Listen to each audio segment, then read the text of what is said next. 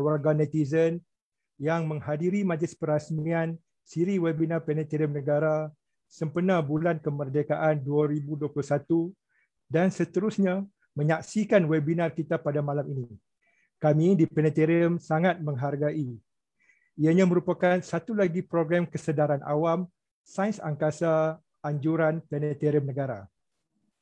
Majlis perasmian ini diadakan dengan tujuan untuk melancarkan 4 siri webinar yang bercirikan kenegaraan yang dibangunkan khusus oleh Planetarium Negara untuk rakyat Malaysia menghargai sejarah pembangunan dan kemajuan astronomi negara pra-kemerdekaan, menghargai khazanah budaya rakyat Malaysia yang bersendikan astronomi dan sains angkasa, dan seterusnya mengetengahkan pencapaian R&D astronomi semasa.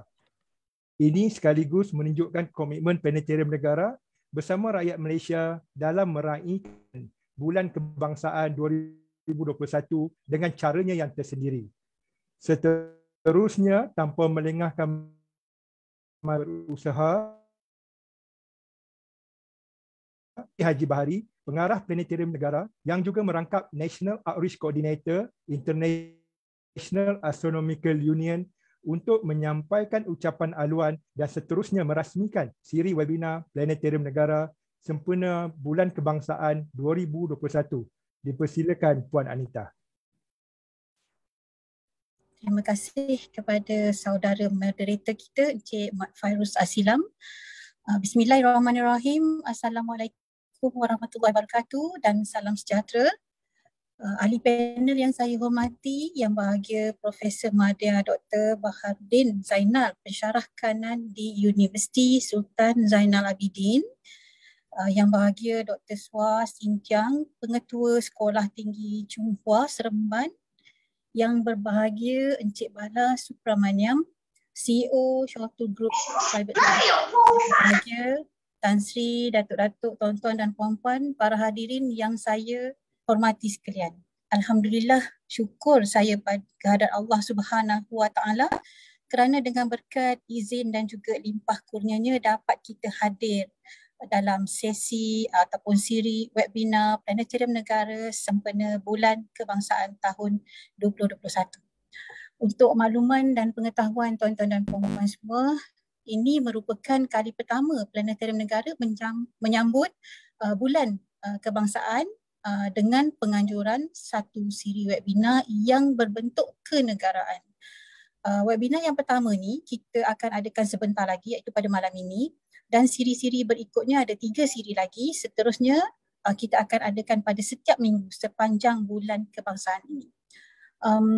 Planetarium Negara akan membawa tokoh-tokoh astronomi terkemuka di Malaysia dan juga Asia Tenggara untuk menghuraikan topik-topik yang sangat menarik untuk rakyat Malaysia mengenali dengan lebih mendalam mengenai cabang ilmu etnoastronomi, arkeoastronomi, aktiviti astronomi pra-kemerdekaan negara, sejarah astronomi di Asia Tenggara dan juga sumbangan yang ulung penyelidikan dan pembangunan astronomi Malaysia kepada dunia.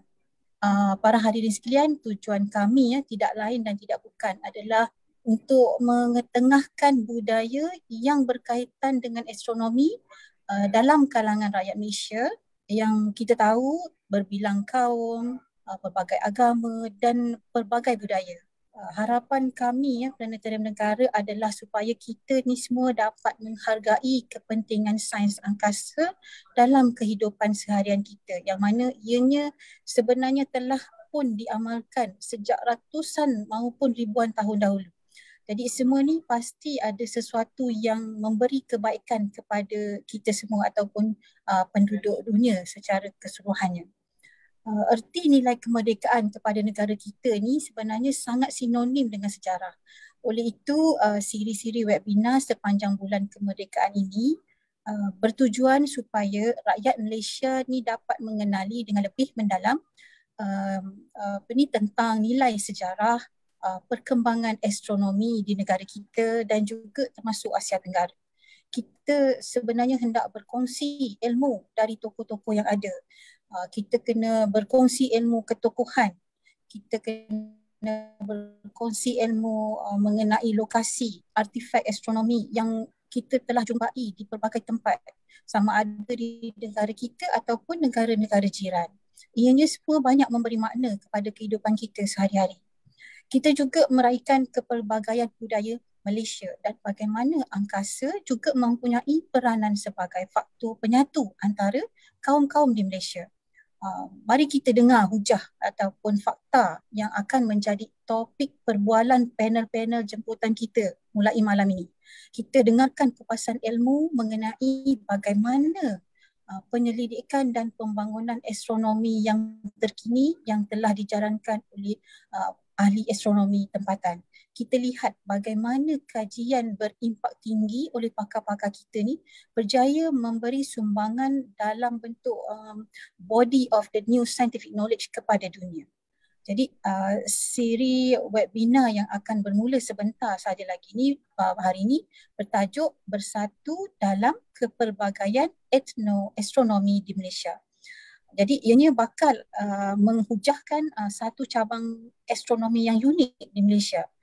Tetapi ianya begitu penting dalam catatan sejarah astronomi negara.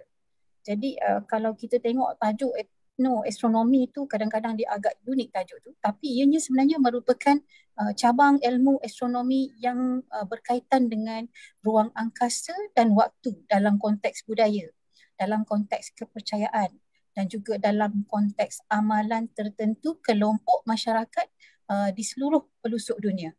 Lebih mudah kalau kita katakan ia merupakan aplikasi ilmu mengenai bintang yang dikaitkan dengan pelbagai tafsiran, pengetahuan dan amalan masyarakat di Malaysia yang berbilang kaum.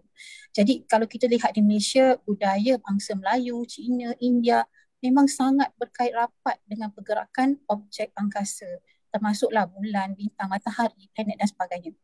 Oleh itu, untuk merungkai sejauh mana ia mempengaruhi kehidupan masyarakat di negara ini, mari kita dengarkan kupasan isu dan persoalan yang mungkin telah lama terbuku dalam hati pendengar-pendengar kita pada malam ini. Jadi tuan-tuan dan puan-puan yang saya hormati, sebelum saya akhiri ucapan saya ingin merakamkan jutaan terima kasih kepada panel-panel jemputan kita yang telah sudi menyertai webinar ini dan seterusnya berkongsi ilmu bersama penonton pada malam ini sepanjang bulan kebangsaan ini. Saya berharap kita semua dapat mengambil manfaat daripada perbincangan topik-topik yang dibincangkan ni ataupun ilmu-ilmu yang dikongsi sepanjang bulan kemerdekaan. Sebelum saya akhiri ucapan saya ingin ucapkan jugalah supaya semua peserta yang ada di YouTube, di Facebook dan juga dalam Zoom ini kekal sehingga akhir sebab topik malam ini sangat-sangat menarik. Kita menjanjikan suatu kupasan yang sangat mendalam. Dengan lafaz Bismillahirrahmanirrahim, sukacita saya merasmikan dan melancarkan siri webinar Planetarium Negara sempena Bulan Kebangsaan 2021. Salam merdeka dari Planetarium Negara. Sekian, wabillahi taufiq wal hidayah. Wassalamualaikum warahmatullahi wabarakatuh. Terima kasih.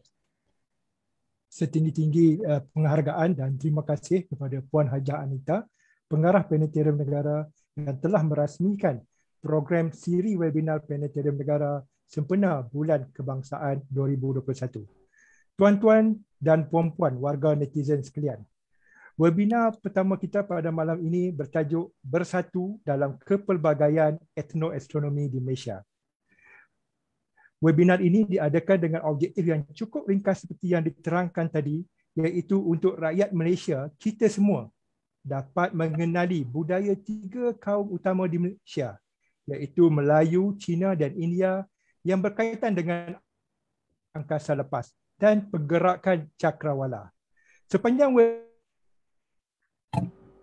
perlukan memberikan pandangan dan mengutarakan persoalan di ruangan chat sama ada di Zoom ini ataupun di Facebook Planetarium Negara. InsyaAllah ahli panel akan cuba memberikan respon di atas komen dan soalan yang diutarakan. Kami juga menyediakan sesi Q&A di pertengahan dan penghujung webinar ini supaya kita dapat berdiskusi bersama. Sebelum ahli panel kita mengulas dengan lebih mendalam mengenai tajuk webinar ini secara lebih dekat, izinkan saya memberi sedikit pengenalan mengenai etnoastronomi ini supaya tuan-tuan dan puan-puan akan lebih mudah memahami dan seterusnya berdiskusi dengan ahli panel kita. Tuan-tuan dan puan-puan sekalian, boleh dikatakan semua ketemadunan dan budaya dunia mempunyai ikatan dan mempunyai hubungan dengan langit dan angkasa lepas. Selama berabad-abad, langit yang kelihatan indah pada waktu malam telah membentuk pemandangan yang menakjubkan. Selama ribuan tahun, manusia cuba menafsirkan apa yang mereka lihat di langit ataupun di angkasa lepas ataupun di cakrawala ini. Dan bagaimana tafsiran itu telah memainkan peranan yang penting dalam membentuk pemahaman manusia terhadap isu-isu sosial. Dua bidang utama iaitu arkeoastronomi dan etnoastronomi juga disebut sebagai budaya astronomi ataupun cultural astronomy. Ianya berkaitan dengan persepsi dan pemahaman manusia mengenai fenomena astronomi sepanjang sejarah ketemadunan manusia dan ia merentas semua budaya. Pembinaan monumen, pembinaan artifak, kebudayaan dan lain-lain merupakan manifestasi kefahaman manusia terhadap pergerakan objek cakrawala dan dihubungkan dengan kehidupan sesuatu masyarakat ataupun sesuatu budaya ataupun sesuatu tamadun. Dan bidang etnoastronomi ataupun arkeoastronomi ini telah mulai berkembang secara official, secara rasmi dalam bidang akademik semenjak seawal tahun 1970-an, yang mana ia berupaya memberi nilai penting dalam menjawab persoalan budaya dan cara hidup dalam konteks yang lebih luas. Kesimpulannya, etnoastronomi ini ialah cabang kepada ilmu astronomi yang memfokuskan bagaimana pergerakan objek angkasa atau ilmu astronomi itu memainkan peranan dalam pembangunan budaya sesuatu masyarakat dan bagaimana manusia react back terhadap fenomena alam tersebut. Tuan-tuan dan puan-puan, seterusnya untuk menjawab tema persoalan kita pada malam ini, Planetarium telah menjemput 3 orang pakar untuk mengupas tajuk kita pada malam ini. Izinkan saya memperkenalkan ahli panel kita dan saya akan menggunakan slide PowerPoint ini untuk berkongsi tentang ahli panel kita. Dapat lihat di slide? Okey, ahli panel kita yang pertama ialah Profesor Madya Dr. Baharudin Zainal. Beliau kini bertugas sebagai pensyarah di Fakulti Pengajian Contemporary Islam Universiti Sultan Zainal Abidin, mempunyai kepakaran dalam ilmu falak, astronomi Islam, etnosains matematik dalam pendidikan Islam dan manuskrip Melayu, mendapat ijazah sarjana muda ukur tanah daripada Universiti Teknologi Malaysia, ijazah sarjana sains fizik, pengkhususan dalam astronomi kalender daripada Universiti Sains Malaysia dan ijazah Doktor Falsafah Matematik daripada Universiti Putra Malaysia. Memberikan sumbangan khususnya kemajuan kaedah hitungan falak seperti sukuan, sinus, kaedah analog hitungan falak, menerbitkan modul kurikulum falak, dokumentasikan sejarah perkembangan ilmu falak di alam Melayu, manuskrip ilmu bintang dan falak dalam warisan manuskrip Melayu. Ahli panel kita yang kedua, Dr. Sua Sin Zhang. Beliau sekarang ialah pengetua di Sekolah Tinggi Chunghua Seremban. Mendapat kepakaran dalam pendidikan astronomi dan fizik angkasa. Kepakaran beliau juga ialah dalam pencerapan astronomi berkaitan dalam bidang astronomi dan takwim Cina berkaitan dengan astronomi. Pendidikan, mendapat PhD dalam bidang Curriculum and Teaching Education Physics daripada Southwest University, Chongqing, China. Masters dalam bidang Sains Astronomi daripada Swinburne University of Technology, Australia. Dan beliau merupakan seorang yang sangat aktif dalam mempromosikan pendidikan astronomi, astrofizik kepada pelbagai lapisan daripada sekolah menengah hingga ke universiti. Beliau juga aktif memperkenalkan pengetahuan astronomi kepada semua lapisan masyarakat melalui media pencerapan umum, ceramah dan lain-lain. Dan beliau juga aktif menjalankan latihan kepada guru yang berkaitan dengan sains pendidikan astronomi dan astrofizik. Ahli panel kita yang ketiga ialah Encik Bala Supramaniam Aplasami. Beliau sekarang ialah CEO Shotul Communication Sdn Bhd. Mempunyai pengalaman kerja yang luas sebagai pegawai perhubungan awam di Unit Komunikasi Korporat Kementerian Multimedia dan Komunikasi Malaysia.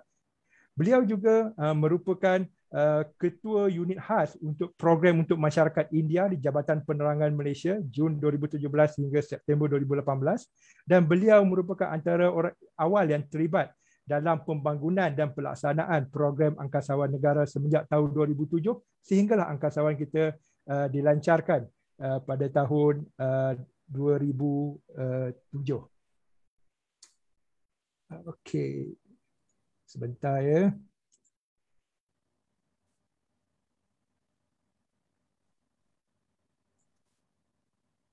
Saya stop sharing dulu slide ni. Okey. Jadi begitulah maklumat tentang latar belakang ketiga-tiga panel ini. Jadi untuk pusingan yang pertama, soalan ini ditujukan kepada Profesor Madya Dr. Baharudin Zainal. Kita tahu Dr. Tamadun Melayu, China dan India wujud semenjak beribu-ribu tahun dahulu. Jikalau di Malaysia ini antara kerajaan terawal umpamanya ialah di Kedah Tua, Langkar Sukar, Ganggar Negara sehingga ke zaman Kesultanan Melayu Melaka dan seterusnya. Namun kita dapat melihat peradaban dan kebudayaan yang tinggi nilainya yang diamalkan oleh orang Melayu sehingga mereka berjaya membangunkan satu cara hidup atau sistem yang teratur meliputi pelbagai bidang seperti sistem pertanian, penyaliran, perdagangan, maritime yang bergantung kepada angin dan sebagainya. Mungkin doktor boleh menghuraikan, adakah ada hubung kait kemajuan yang saya sebut tadi dengan cakrawala ataupun dengan pergerakan objek angkasa? Silakan doktor mungkin satu atau dua contoh. Okay. Terima kasih kepada saudara moderator. Bismillahirrahmanirrahim. Assalamualaikum warahmatullahi wabarakatuh dan selamat malam kepada barisan urusia Penelitian Negara, saudara moderator, ahli panel, Dr. Suha Sindang, Mr. Bala Supramaniam dan Puan Haja Anita, pengarah planetarium serta para hadirin pada penonton webinar ini. Okey, apabila kita membincangkan soal hubung kait cakrawala dengan cara hidup, ianya sebenarnya sesuatu adalah satu yang universal kerana manusia berkongsi kubah langit yang sama. Di mana saja kita berada, kutub utara, selatan, hemisfera barat, hemisfera timur, kita berkongsi langit yang sama. Apabila kita berkongsi langit yang sama, kita akan mendapati fenomena yang sama, cakrawala yang sama. Agak begitu unik apabila dalam semua tamadun kita berkongsi tentang bintang 7, bulan, matahari dan 5 planet yang cerah ketika itu. Dalam semua tamadun, tamadun Yunani, tamadun Hindu, tamadun Mesir Purba, tamadun Islam dan sebagainya, mereka berkongsi cakrawala yang sama. Okey. Begitu juga dengan manusia berkongsi fenomena. Walaupun ada sedikit perbezaan, misalkan kita kata fenomena gerhana matahari, gerhana bulan. Walaupun gerhana itu tidak dapat dilihat serentak seluruh dunia, tetapi setiap bahagian bumi mereka dapat melihatnya secara berkala mengikut musim-musim tertentu. Ada ketikanya gerhana itu dilihat pada kawasan hemisfera timur, ada kawasannya hemisfera barat, ada ketikanya bagi penduduk yang berada di selatan khatulistiwa bumi, ada yang kalanya berada bagi penduduk yang berada di utara hemisfera bumi. Jadi fenomena itu mereka dapat lihat. Jadi bila mereka dapat lihat, mereka menafsirkan, dan tafsiran inilah yang diwarisi dari satu generasi ke satu generasi. Pemahaman tentang fenomena ini hampir sama, walaupun mereka mempunyai mitos yang berbeza. Pandangan tamadun Yunani tentang gerhana, pandangan tamadun Melayu tentang gerhana, pandangan tamadun Cina tentang gerhana, tamadun Hindu tentang gerhana hampir sama dengan watak-watak tertentu. Watak-watak itu sama dengan kejadian-kejadian yang dinyatakan, dan inilah pemahaman inilah yang disebarluaskan pada masyarakat, diwarisi dari semasa ke semasa, diperbaiki dari semasa ke semasa. Itulah permulaan bagaimana cakrawala ini mempengaruhi cara hidup. Perkara yang paling penting bagi penduduk bumi, bagi manusia, bagaimana kedudukan cakrawala itu mempengaruhi kehidupan mereka, memudahkan ikhtiar hidup mereka. Bagaimana pengetahuan cakrawala itu memudahkan mereka untuk bergerak dari satu tempat ke satu tempat. Bagaimana pengetahuan tentang cakrawala itu membolehkan mereka mengetahui mengenai musim. Walaupun Malaysia, Melaya ataupun Asia Tenggara ini berada pada kawasan latitude rendah di mana kesan musim tidak ketara, tetapi ianya mempengaruhi cuaca dan sebagainya. Begitu juga dengan pengaruh ataupun kesan cuaca tadi terhadap pertanian. Maka ini mereka menggunakan apa yang mereka faham tentang pergerakan cakrawala, pergerakan matahari. Bila matahari berpindah daripada hemisfer selatan ke utara, dan bagaimana ia mempengaruhi cuaca, bagaimana ia mempengaruhi aktiviti pertanian. Dan kita katakan bahawa hubung kait ini adalah untuk mereka melakukan ikhtiar hidup. Mereka nak hidup. Mereka nak tahu bila musim boleh bercocok tanam. Mula musim yang sesuai untuk mereka memulakan bercocok tanam misalkan. Bilakah musim yang sesuai untuk mereka memburu dan sebagainya. Bila musim sesuai, jadi mereka mula meramalkan musim-musim tersebut berdasarkan pengetahuan mereka melihat fenomena langit. Bilakah matahari berpindah ke langit selatan, apabila bayang semakin pendek, dan mereka mengaturkan itu sebagai suatu aktiviti pertanian mereka. Bila mereka nak memulakan aktiviti pertanian. Begitu juga dalam keadaan yang lain, apabila mereka melihat unsur-unsur ini mempunyai suatu kekuatan yang luar biasa, mempunyai kekuatan supernatural. Jadi mereka kagum dengan fenomena ini dan mereka menyembahnya. Walaupun dari semasa ke semasa pemahaman ini berubah. Mereka nak menggunakan pemahaman tentang perubahan kedudukan matahari tadi kepada sesuatu yang lebih empirik. Mereka menggunakan pemahaman perubahan kedudukan matahari tadi untuk musim. Mereka melihat perubahan fasa bulan. Bulan berubah dari secara tetap. Bermula dengan fasa bulan yang kecil, bulan sabit muda, purnama, dan seterusnya akan kecil semula dan berulangan. Jadi mereka menggunakan kitaran ini untuk takwim. Jadi pemahaman manusia bagi kawasan Asia Tenggara ni dan keseluruhannya membuat hubung kait cakrawala dengan ikhtiar hidup mereka. Maka ianya dijadikan satu amalan dalam kebudayaan mereka yang luas. Kebudayaan itu termasuklah bentuk cara hidup, kebudayaan normatif, kebudayaan kebendaan, dan kebudayaan kognitif. Dari segi kebudayaan kognitif, kalau kita lihat contoh bagaimana pemahaman tentang cakrawala tadi.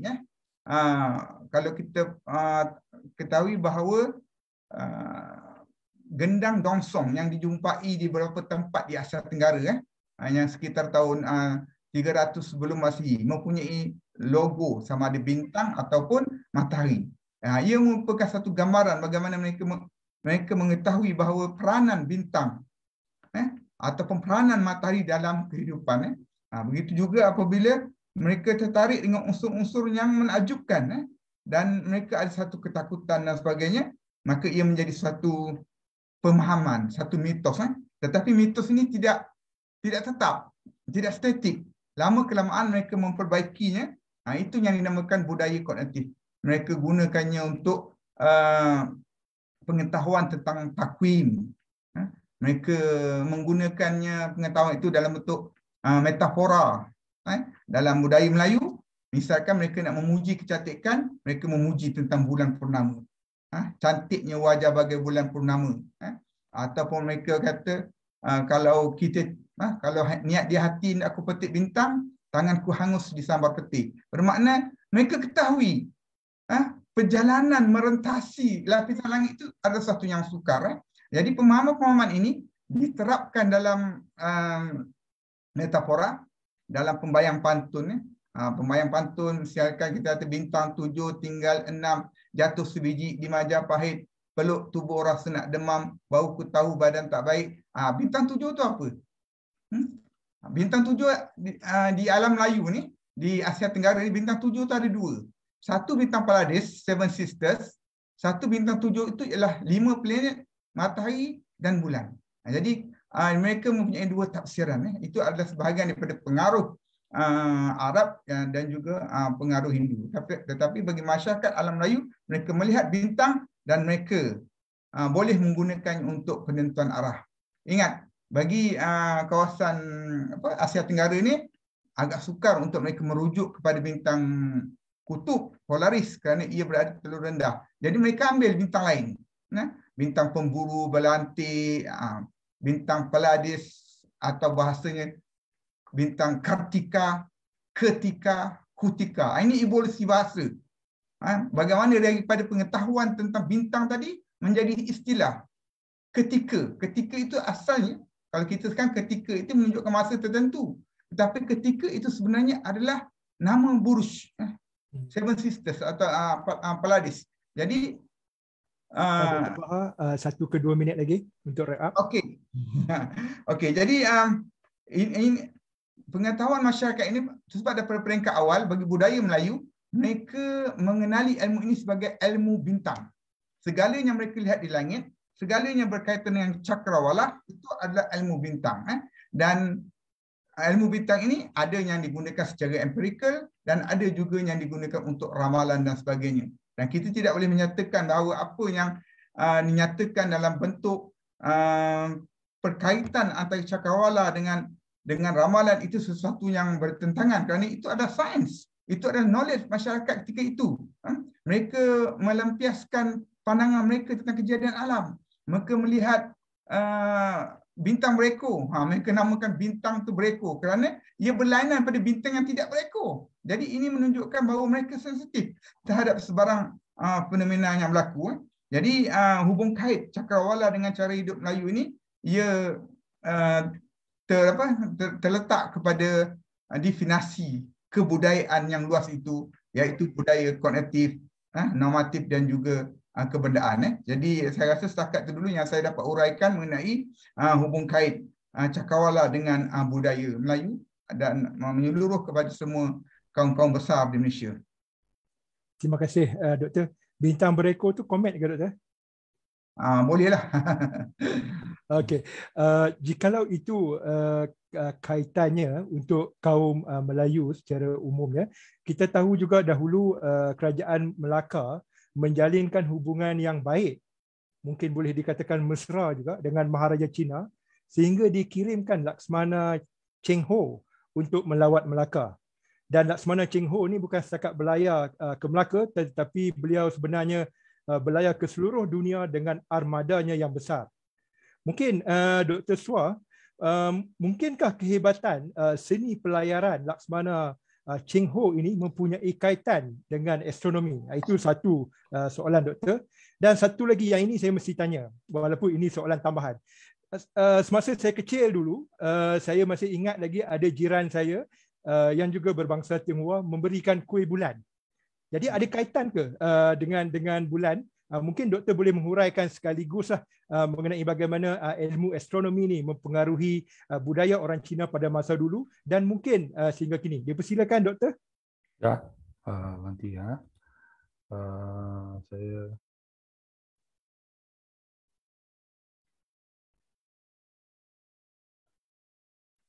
Oh, okey, dah boleh nampak slide dah hilang. Sorry. I buka saya voice. Okey, terima kasih Fairuz. Selamat malam kepada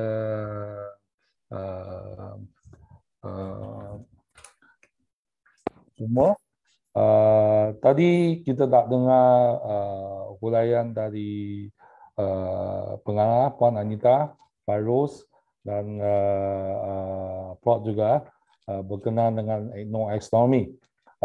yang tadi Prof tak buat huraian yang sangat detail, hampir sama orang yang zaman dulu sehingga sekarang. Actually, we are live in the same sky.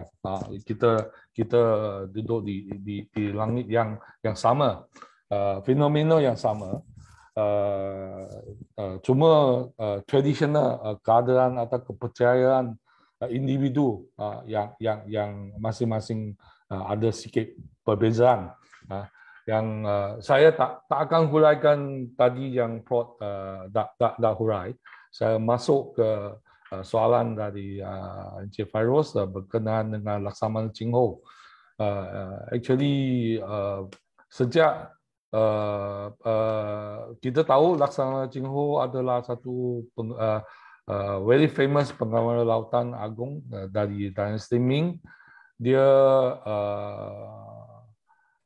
sampai ke Asia Tenggara, yang jauh sekali sampai ke Afrika, yang ikut rekod dari mainland China.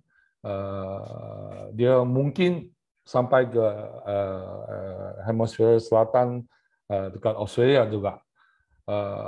Kita tahu kalau buat pengembangan pelayaran di laut, pada zaman dulu tak ada GPS, tak ada sectors yang pakai yang digital machine pakai. Pada waktu itu dia kena pakai mata untuk buat cerapan. Habis ada satu alat yang Laksamana Ching Ho pakai. Kita nama dia Chen Xing Pan. Dia terdiri dari 12 keping papang dengan saiz yang berbeza, ukuran yang berbeza.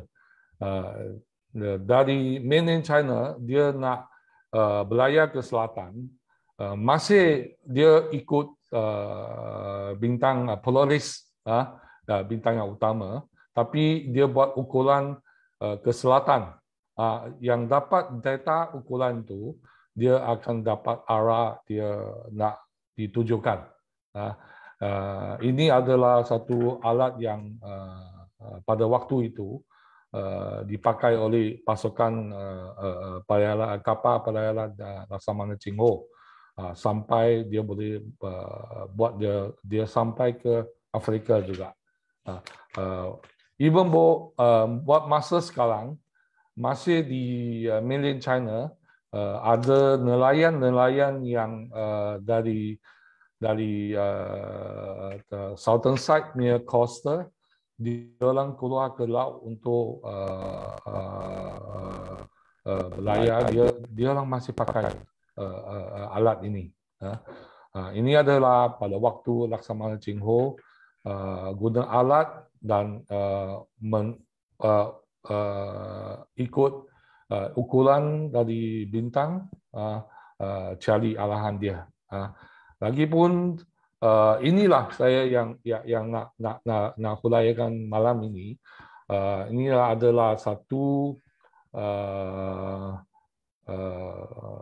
pergerakan cakrawala, pergerakan matahari pada waktu zaman dulu, even sampai sekarang kalender Cina takvim masih guna term ini. Ini ada 24, kalau dalam bahasa Malaysia, 24 penggal matahari.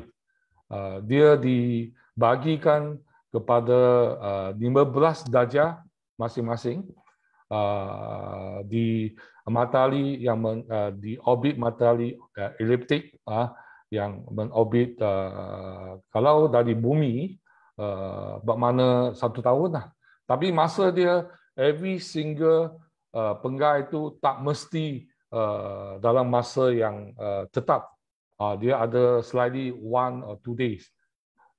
Sebab itu di takwim atau di kalender Cina, phase moon dia akan bercampur dengan orbit pergerakan bulan dengan matahari, dijadikan satu kalender Cina yang dipakai bahkan di mainland China, even di Malaysia, macam untuk meraih sampai ke masa ke semasa, sampai macam tahun baru Cina, Cap Gome atau Mid Autumn, itu kita panggil kuih bulan, festival kuih bulan, adalah ikut masa matahari sampai yang buat yang kalender tu. Macam kalender ni adalah dari 24 pegawai itu yang buat tahun, yang kalender ni boleh dapat di kalangan kaum Cina di Malaysia. Boleh dapat di banyak tempat di rumah, dia orang ada kalender ni. Dalam kalender ni, ini adalah tali yang sebenar. Yang tali kalender Cina itu adalah mengikut bulan dan matahari. Inilah tali dia.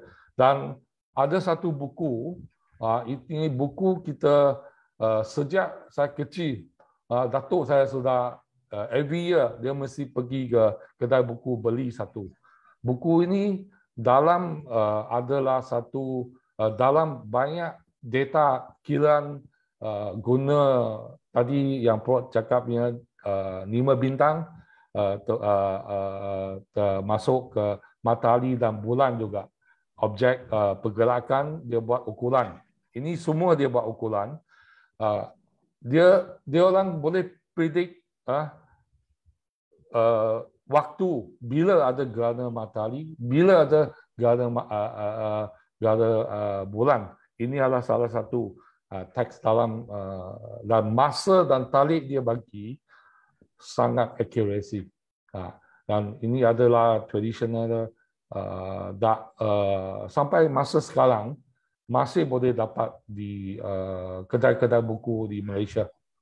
Every starting of the year, memang ramai kaum Cina akan pergi ke kedai buku cari buku ini. Ini adalah satu buku yang kita bilang kalender buku untuk kaum Cina. Dari sini juga kita boleh cek bila tahun baru Cina, bila Lantern Festival, bila Cap Gome, pada waktu apa, ikut adab lessan Cina, nak buat macam mana punya sembahyang dalam semua dengan buku ini. Dan lagi satu, Suang, you have 1 to 2 minutes. Alright, okay. Ini adalah satu cerapan untuk menentukan tahun baru Cina di zaman dulu di negeri Cina. Yang Seven Star ni, kita tahu Seven Star ni adalah Big Dipper di Boros Usaha Major. Yang pegangan ini, yang belakang ini, yang 2 star ni, kalau dia berhala ke Eastern Side, bermakna startlah musim bunga. Bermakna yang hari itu adalah tahun baru Cina. Inilah kita start celebrate tahun Cina. Lagi satu yang very strange one berlaku di Malaysia juga. Kita panggil Hari Licun. Hari Licun adalah waktu start spring. Waktu kita punya matahari berada di posisi actual spring start.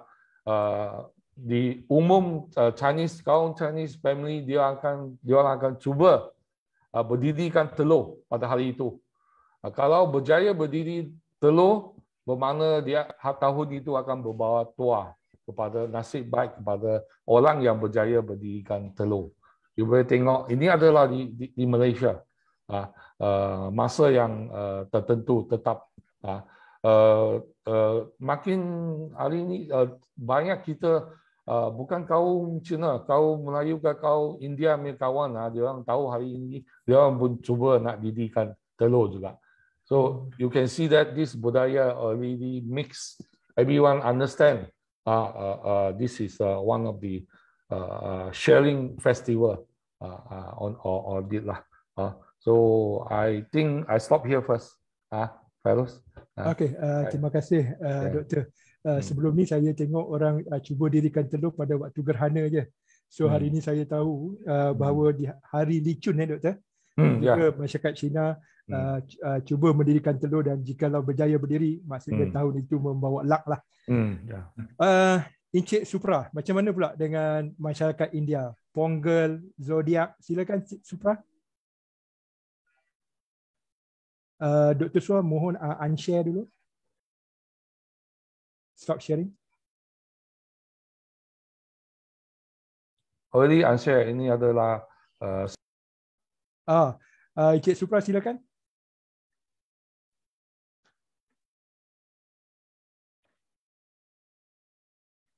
From Supra? Oh, wait. Give me a minute.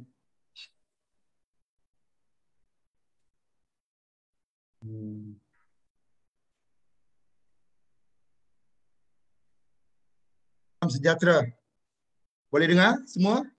Boleh. Okey. Dan salam merdeka kepada semua. Yang dihormati Puan Hajah Anita, moderator Saudara Fairuz, dan juga kepada panel-panel kita, Prof. Badar, Dr. Chua dan sebagainya. Okey, I think apa yang dibentangkan oleh dua penceramah kita, panel kita tu, seperti kata Prof. Badar juga, kita tak jauh beza antara perkongsian ilmu tentang ilmu cakrawala ini. Mungkin dari segi awalan ilmu itu, bagaimana datangnya mungkin akan berbeza. Tapi keseluruhannya, kalau kita dapat lihat bahawa ilmu astronomi itu adalah dia dikaitkan dalam kehidupan. Bagi masyarakat India, sebenarnya ilmu astronomi ataupun dia dikaitkan dalam banyak bentuk-bentuk yang sebagai panduan hidup. So, kita boleh lihat. Saya akan lihat sebelum saya jawab Saudara Fairuz dari segi konteks Pongal itu sendiri, saya akan cuba lihat, saya akan kupas sedikit tentang bagaimana bermulanya yang ilmu ini. Okey, saya akan lihat dalam konteks budaya dan konteks astronomi.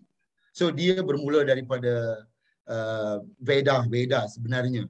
Seperti semua orang kenal bahawa ilmu astronomi ataupun astrologi di kalangan masyarakat India ataupun penganut Hindu ni, saya tak cakap penganut Hindu sebenarnya, dia adalah masyarakat India sebenarnya, suatu tamadun yang terlalu lama. Dan ilmu-ilmu yang diajar kepada kita tu sebagai satu panduan hidup.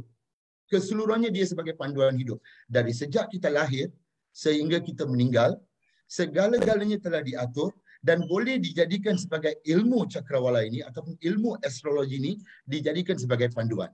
Kita tidak dapat lekang ataupun kita dapat pisahkan ilmu itu daripada hidup kita. So kalau kita lihat sendiri pun, di sini kita dapat lihat bahawa yuka sebenarnya, dia adalah satu yang kita nampak macam di masyarakat India ini membahagikan yuka ini kepada 4. Iaitu pembentukan universe ini. Iaitu even dalam astrologi kita ni, dalam masyarakat India ni disebut age of the universe ini adalah 311.04 trillion years. Bermaksud dia punya jumlah hidup tu, dia punya jangka hayat tu pun dah ditulis dalam Veda begitu.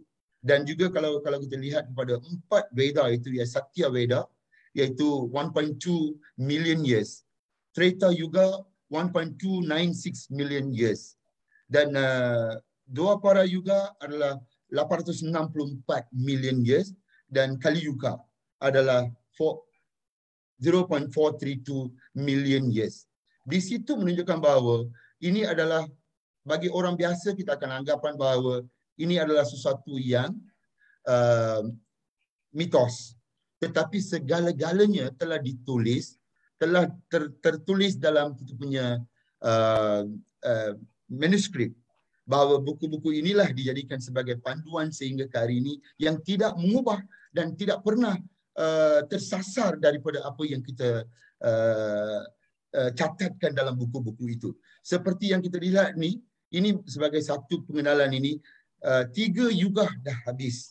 Dah kita pun telah tamat 3 yuga itu, Satya Yuga, Treta Yuga dan Dwapara Yuga itu dah tamat. Dan sekarang ini dunia berada dalam Kali Yuga. Saya rasa ramai di antara masyarakat-masyarakat lain pun percaya bahawa kita berada dalam satu yuga yang terakhir, bahawa dunia akan kiamat dan sebegitu rupa. Dan dalam buku-buku manuskrip itu dicatatkan bahawa kriteria-kriteria yang apa yang terdapat dalam setiap yuga itu. Manusia yang lahir dalam kehidupan yang lahir dalam ketika masa itu, bagaimana mereka. Dan kita dapat lihat, even di peringkat bumi ini pun, di universe ini pun, dia dibahagikan kepada 14 loka. 14 loka.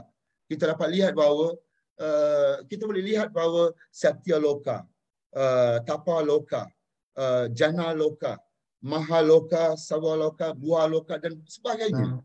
Dan akhir sekali adalah Petala Yoka. So ini merupakan 14 loka yang terdapat dalam universe ini yang membimbing kehidupan kita ni, setiap kehidupan manusia ini ke arah 14 loka ini, di mana pergerakan kita, hidup kita sejak pada lahir sehingga kita mencapai satu ilmu yang tertinggi sekali. Bagaimana kita nak mencapai suatu keadaan kehidupan yang tinggi. Dan itulah.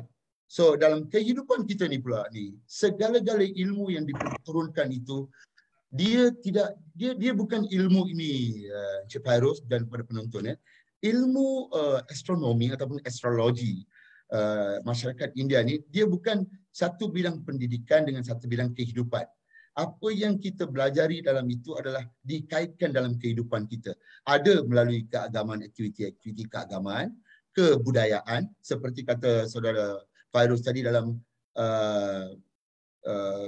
Harvesting Festival, ataupun kita panggil Pesta Pongal misalnya, perayaan-perayaan, upacara-upacara.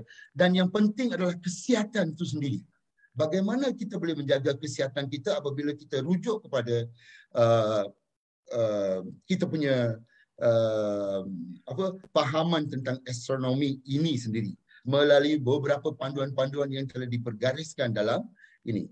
So cuba kita lihat kepada satu atau dua, di mana kalender Tamil, seperti kata Dr. Suar tadi. Memang masyarakat India hari ini pun mempunyai kalender Tamil sehingga ke hari ini. Dan saya boleh lihat kepada hari ini, 27 Ogos 2021, iaitu hari ini. So kita dapat lihat bahawa di sini dalam kalender ini, antara yang termuat ini adalah kita akan dapat lihat sebagai contohnya, pukul 8.29 hari ini adalah dia punya lakna atau adalah Kumbha Lakna, iaitu 8.29 hingga ke 10.16. Memang clear tercatat dalam kalender ini. Dan sunrise kita pada hari ini adalah pada 27 ini adalah 6.04 AM. Dan ada juga laporan cuaca dalam itu, di mana dia bukan Jabatan Meteorologi. Tetapi bagaimana mereka boleh lihat yang daily calendar ini. Daily calendar ini, kalau kita dapat lihat ini, segala-galanya ada. Bahawa pergerakan bumi ini Uttarayanam ataupun Dakshayanam. Adakah pergerakan ke utara ataupun ke selatan. Ataupun adakah kita ni sebagainya. So begitulah dia punya ilmu itu sehingga dalam hidup kita ni. So sebagai contoh. Cik Bala 2 minit Cik Bala. Okay, sure. Okay. So sebagai contohnya, I sangat tertarik dengan gerhana bulan. Sesuatu yang kita lihat sebagai mitosnya bahawa ular akan makan matahari dan sebagainya. Dan sebenarnya itu adalah satu ini. Tapi kalau kita dapat lihat di sebalik itu, kita dapat lihat bahawa banyak pendidikan yang telah diletakkan bahawa apa patut kita buat pada waktu berlakunya gerhana. Sewaktu gerhana itu jangan makan sebab gravity pull. Gravity antara matahari yang hampir rapat dengan kita ataupun gravity antara bulan dengan bumi ini hampir rapat. So waktu itu akan ada force, magnetical force tu. So waktu itu beberapa benda dalam badan ini yang patutnya kita elakkan. So begitulah, dia tidak boleh makan, kepada wanita mengandung yang tidak boleh buat sesuatu, dan segala-galanya telah diterperincikan sehingga benda ini, ilmu astrologi ini yang dicatatkan dalam panjangga misalnya, kalender harian misalnya, kan, dan kosmologi misalnya. Semua ni dijadikan sebagai panduan untuk ke arah kehidupan yang lebih sempurna. Kalau kita amalkan benda tu, kalau diamalkan bukan senang sebab bukan ramai yang faham tentang ilmu-ilmu ini yang semakin terhakis.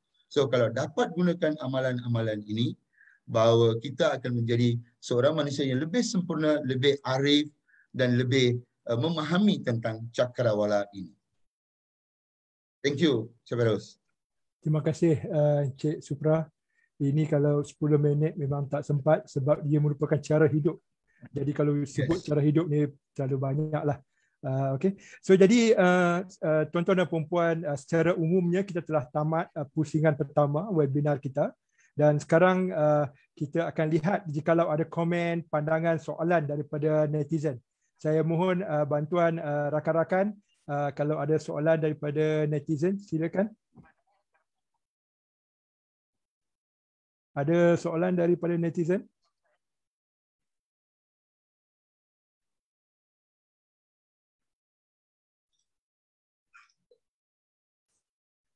Okey, Encik Feiruz, kita ada soalan daripada chat. Okey. Mungkin Pak boleh bacakan terus, Pak? Okey, mungkin Dr. Suah kena tolong saya, dia Chinese ni, dia nama dia Chinese. Dekat chat room. Satu cikgu lah, Encik Guan. Oh, okey, Encik Guan lah. So, dia yang mengajar bahasa Malaysia. Dia mengajar bahasa Malaysia. Okey, so Cik Guang dia bertanyakan soal petang. Saya ada beberapa soalan. Okey. Ini yang Puan Rosnita forward ke saya. Dia kata, ini daripada social media. Dia kata, adakah kalender India lebih kurang sama dengan kalender Cina? Itu soalan pertama yang cikgu daripada Cikgu Guam tadi. Kalau dalam adat animisma, adakah ilmu astronomi mempengaruhi kepercayaan dan kehidupan mereka? Okey, itu saja dua soalan bawah sini, Cik Feiruz. Terima kasih. But jom kita pergi pada soalan yang pertama tadi. Mungkin Dr. Suah dan Encik Bala boleh contribute to answering this question kan. Adakah kalender India lebih kurang sama dengan kalender Cina? Itu je. I start dululah. Okay. Kalender Cina dia adalah berasal dari terutamanya matahari dengan bulan. Tapi dia ada termasuk yang 5 bintang tu, orbit 5 bintang, pergerakan 5 bintang bercampur, kiran dia keluar. Dia akan bagi, kiran-kiran ni akan bagi posisi, dari posisi matahari, bulan dan bintang yang bersalin, dia akan dapat satu kalender. Dan kalender itu dia akan menunjukkan iklim, menunjukkan cara bila suasana, sebab pada zaman dulu adalah agriculture, pertanian, macam Prof. Bahar ceritakan adalah berasal di agriculture. Agriculture nak keluar, nak tanam padi, dia kena tengok. Macam sekarang di Malaysia, kita nak pagi nak pergi tolak getah, kalau hujan tak jadilah.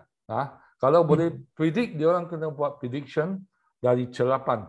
Dari kalau untuk rakyat umum, dia cuma perasaan saja.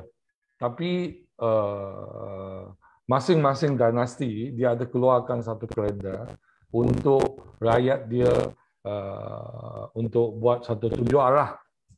Dan kalender ni dia akan ikut sampai bila masa adalah untuk, sebab di mainland China dia orang masih ada musim, tapi di Malaysia kita tak ada musim lah.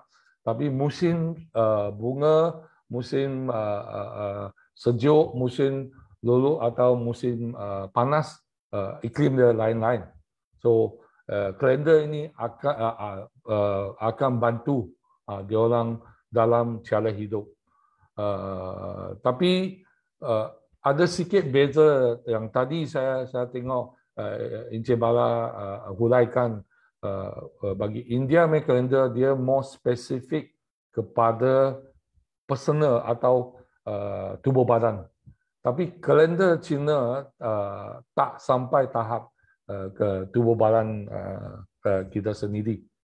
Inilah saya huraikan bezaan dia. Ini yang saya boleh analyze lah sampai tahap inilah. Ya. Terima kasih Dr. Encik Supra, mungkin ada nak tambah?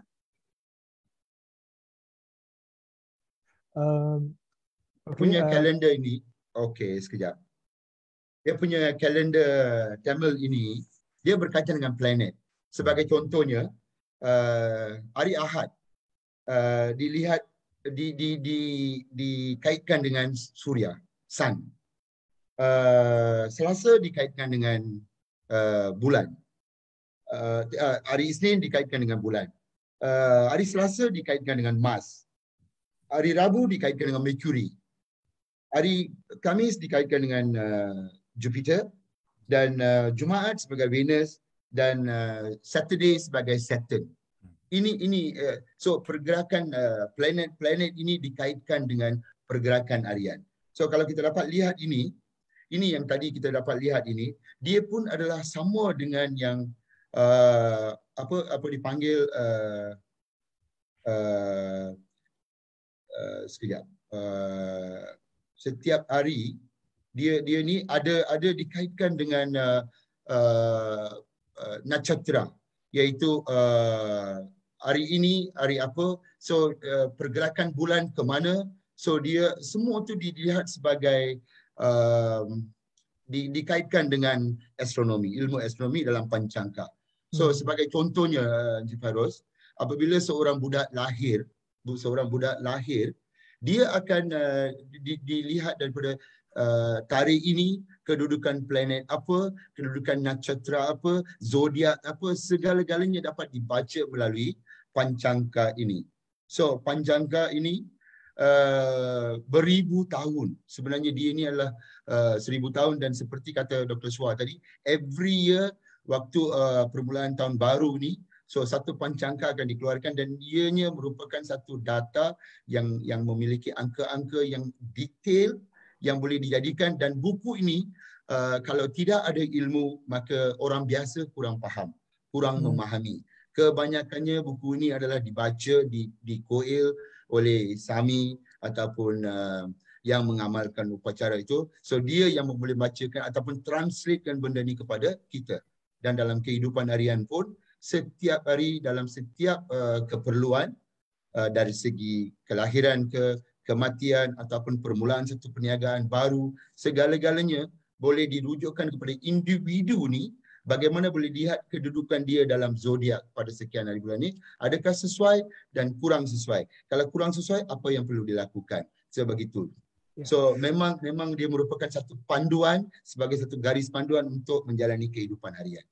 Kita ada soalan dah mula banyak masuk, tapi saya mungkin hanya boleh ambil 1 atau 2 soalan maksimum. So soalan-soalan yang lain mungkin kita akan tengok di penghujung webinar kita nanti kalau masa mengizinkan. Mungkin Dr. Bahar ada satu soalan ni tentang adat animisme. Soalannya berbunyi, kalau dalam adat animisme, adakah ilmu astronomi mempengaruhi kepercayaan dan kehidupan mereka dalam adat animisme? Mungkin Dr. Bahar nak cuba beri pandangan? Untuk makluman Encik Fairuz, Dr. Bahar sekarang ni tak ada di talian, tiba-tiba terputus. Oh, okey. Kita ada juga soalan yang ini mungkin kepada Dr. Suar dan juga Encik Bala kan. Untuk kalender Cina dan juga kalender India, ada tak authority kalau dalam kes Malaysia yang membuat kalender Cina dan India, ada tak authority ataupun siapa yang keluarkan? Bagi kalender Cina ni biasa dia dicetakkan dari Hong Kong, tak ada di Malaysia. Tapi sekarang banyak buku kita classified sebagai supplementary adalah dari ahli-ahli astrologi Cina. Dia dan keluarkan buku-buku kecil. Tapi dia extract from yang main tadi buku saya yang cakapkan. Saya nak tambah sikit, hampir sama dengan tadi Encik Bahar. Buku ini juga mencantikkan bila masa sesuai untuk buka kedai, bila masa gunting rambut, bila masa kahwin. Macam saya dulu saya kahwin juga, saya kiran dari aspek buku ini. Dia ada masa yang sesuai. Kalau masa yang tak sesuai, macam mana you ubah. So that's why buku ini amat useful lah bagi di kalangan kaum Cina lah. Tapi tak ada authority di Malaysia. Ini semua cantik di Hong Kong. Okey, Saudara Fairuz, saya boleh menambah, Fairuz. Sebenarnya saya menambah saja dari segi autoritinya. Buku ini tidak diterbitkan di Malaysia sebab dia merupakan satu buku yang dijadikan sebagai satu panduan yang ni. So dia berasal daripada kita masih lagi bergantung kepada cendekiawan di India yang memang mempunyai, dia merupakan satu data yang memang dah hanya terdapat pada beberapa orang saja yang akan mengeluarkan ini. Dan buku itu diterbitkan dan diedarkan kepada seluruh dunia. Dan apabila balik kepada Malaysia ni, dia ada perbezaan masa 2 jam misalnya antara Malaysia dengan India ni, dia perbezaan masa 2 jam atau 2,5 jam. So maka kita akan kurang atau menambahkan mengikut masa tu, dan kita akan mengira dia punya harinya, dia punya bintangnya, dia punya TD dan juga dan sebagainya. So all that akan diambil daripada ni. Kita tidak mempunyai autoriti untuk menerbitkan buku itu. Baik. Mungkin satu soalan untuk Dr. Baharudin. Dr. Baharudin dapat dengar saya? Okey. Kalau dalam adat animisme, adakah ilmu astronomi mempengaruhi kepercayaan dan kehidupan mereka? Itu soalan daripada netizen. Saya ulang ya. Kalau dalam adat animisme, adakah ilmu astronomi mempengaruhi kepercayaan dan kehidupan mereka? Okey. Sebelum saya menjawab soalan tu, saya tertarik dengan soalan pertama tadi mengenai adakah kalender Cina sama dengan kalender India. Okey. Kalau saya salah betulkan, takwim Cina dan takwim India bersifat lunisolar sebab dia ada bulan lompat dia. Walau bagaimanapun untuk takwim Islam dia bersifat pure lunar. Dia adalah lunar sepenuhnya. Dan dari segi tarikh pun, kalau kita melihat pada kalender yang awam, ada satu kalender yang ada gambar kuda tu, dia ada kalender Islam, kalender Cina, kalender India. Biasanya kalender India akan mula dulu, diikuti dengan kalender Cina, diikuti dengan kalender Islam. Sebab ketiga-tiga itu walaupun punya asas yang sama, lunisolar, menggunakan pergerakan matahari bulan, tetapi kaedah permulaan awal bulannya berbeza. Tetapi itu yang kita maksudkan sebagai bersatu dalam kelainan ni. Bahawa kita menggunakan cakrawala, tetapi masing-masing ada asas. Asas agama, asas budaya. Jadi pengguna di Malaysia dia kena memahami keadaan ni. Kalau untuk aktiviti orang Melayu, dia kena gunakan kalender Islam sebagainya. Untuk aktiviti orang Cina, dia kena gunakan kalender Cina. Begitu juga dengan India dan sebagainya. Okey, berbalik pada tadi, animisme tadi. Okey, segala pantang larang itu dibuat untuk mengawal masyarakat. Mengawal masyarakat. Ia satu sokongan psikologi dan ia berjaya. Maka ia menjadi standard. Saya dapat katakan itulah mengapa kepercayaan itu, mengapa mitos itu, mengapa pantang larang itu, mengapa ramalan itu mendapat tempat. Mengapa animisme mendapat tempat? Kerana ia menjadi standard. Ia menjadi sesuatu yang boleh untuk mengawal masyarakat. Misalkan tadi, tarikh-tarikh ramalan yang dikemukakan oleh Encik Bala Subramaniam dan juga Encik Suar tadi, mengapa kalender itu berterusan ada? Kerana masyarakat menggunakannya dan mereka rasa selesa. Itu satu sokongan psikologi kepada mereka. Itu yang jawapan yang saya dapat beri kepada pertanyaan animisme ataupun tentang kepercayaan tadi. Terima kasih, Doktor. Encik Fairuz. Ya, silakan Bala. Boleh saya tambah sedikit tentang... Boleh, 1 minute. Okey, animisme ini, Saudara Fairuz, saya setuju dengan Prof. bahawa animisme sehingga kita tidak memahami. Kita akan menganggap dia adalah lebih kepada animisme ataupun mitos, sesuatu yang di-createkan begitu. apabila kita mendalami ilmu ini seperti Dr. Suar tu tadi, apabila kapal pelayaran itu datang, kan? Orang masih lagi beranggapan bahawa ini semua ni adalah cerita-cerita mitos ini. Dan apabila I mendalami, cuba membaca tentang astronomi, astrologi semua ni, I was really shocked to know that what we know is small, so little. Yang mendalami ini adalah sesuatu macam sebagai sebuah ocean yang kita tak dapat lihat pun. Apa sebenarnya yang terkandung dalam itu.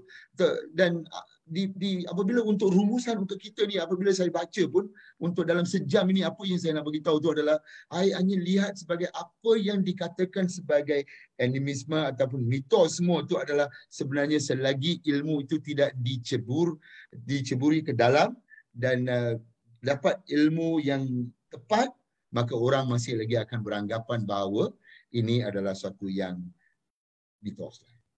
Saya berpendapat begitu. Encik Supra telah bangkitkan satu perkara yang menarik. Sekarang mungkin bagaimana Dr. Bahar, sekarang kita sebut mitos, sains rakyat, bagaimana etnoastronomi ataupun sains rakyat ataupun mitos ini dengan sains pure sains? Apakah ciri-ciri etnoastronomi ini yang boleh diterima oleh sains? Yang bersifat empirikal katakan. Bagaimana doktor antara sains tulen dengan etnoastronomi? Silakan doktor. Okey. Pengetahuan yang manusia cipta, yang manusia reka tentang alam ini diperolehi sama ada secara kepercayaan ataupun dengan fakta. Dia boleh berdasarkan kepercayaan saja. Bila kepercayaan itu diamalkan, dipraktikkan, dicerap dan sebagainya, ia boleh bertukar menjadi fakta. Ataupun kalau kita kata orang yang begitu ekstrim tentang kuantitatif, dia kata sains ini bermula dengan fakta. Pun betul juga. Fakta dia akan berakhir dengan fakta. Itu kita bercakap mengenai sains. Tetapi kalau kita bercakap mengenai sains rakyat, mengenai mitos dan sebagainya, ia bermula dengan kepercayaan. Dan kepercayaan itulah yang digunakan oleh masyarakat. Jadi apabila kita nak mencari persefahaman, tadi kita cuba mencari persefahaman di antara tiga kaum, Melayu, India dan Cina. Kita juga perlu mencari persefahaman di antara yang lama dan yang baru. Bagi semua kaum, India, Cina, Melayu, kita bukan setakat berbangga dengan tradisi kita, dengan etno kita, ilmu yang dimiliki oleh masyarakat terdahulu, tetapi bagaimana pengetahuan etno itu mencerminkan kearifan generasi terdahulu. Bagaimana mereka terus hidup. Sebab mereka hidup, mereka dapat meraihkan generasi yang akan datang. Jadi, oleh itu, etnosains, kalau kita lihat secara umum, ia adalah etnosains. Kalau kita pergi khusus kepada astronomi, ia menjadi etnoastronomi. Dan ataupun kita katakan juga sebagai sains rakyat. Maka kita cuba mencari unsur yang sejagat. Sejagat pelbagai tamadun tadi, sejagat dulu dan kini serta selamanya. Dia boleh bersifat universal. Kalau kita kata pengetahuan tentang musim, kalau kita lihat dalam buku-buku sejarah sains, dia kata pengetahuan tentang musim menggunakan bulatan itu adalah Indian Circle, ataupun kita menggunakan sebagai orang Melayu kata tongkat istiwa. Kita meletakkan tiang, kita melihat bayang dan kita boleh menandakan mana garisan titik timur, titik barat dan utara selatan, serta kita boleh mengukur bayang ketika waktu zuhur dan sebagainya. Jadi kalau kita kata bahawa itu tidak ada nilai sains, salah sebenarnya. Dengan melihat pada pergerakan bayang, walaupun mereka tidak merekodkannya dalam bentuk catatan data, tetapi dalam pengetahuan mereka bahawa bayang yang berubah. Kemudian bayang itu akan kembali pada kedudukan sebenarnya. Itu menandakan musim itu sudah berkumpul menjadi setahun atau 6 bulan. Jadi ini sebahagian dari pengetahuan sains. Jadi bagi saya, pengetahuan tentang etnosains, etnoastronomi, sains rakyat ni boleh menjadi asas kepada pendidikan sains. Kalau kita lihat, kalau saya sendiri dalam aktiviti co-curriculum dan sebagainya, saya suka menggunakan kaedah-kaedah menggunakan bayang matahari untuk mengetahui arah, bayang matahari untuk mengetahui musim. Khususnya bagi orang Islam, dia ada nak tentukan direction to Kaabah, kiblat. Jadi bagaimana kita menggunakan bayang? Kita menggunakan bayang matahari. Sudah pasti ia mempunyai elemen sains. Persoalan sekarang bagaimana kita nak mengeluarkan elemen sains, nak menunjukkan sifat universal ilmu tadi. Kalau tidak, ia akan kekal sebagai mitos, sebagai dongeng dan sebagainya. Yes. Jadi tujuan kita sebagai pelopor dalam pendidikan moden ini, kita harus mengeluarkannya supaya etnoastronomi ini kita dapat mencari semaksimum mungkin sains yang terdapat dalamnya, dan kita kena sebarluasnya kepada masyarakat. Dan sebenarnya kita bercakap mengenai etnoastronomi, sebenarnya hampir semua bidang ilmu telah dikaji. Etnoperubatan, etnobiologi,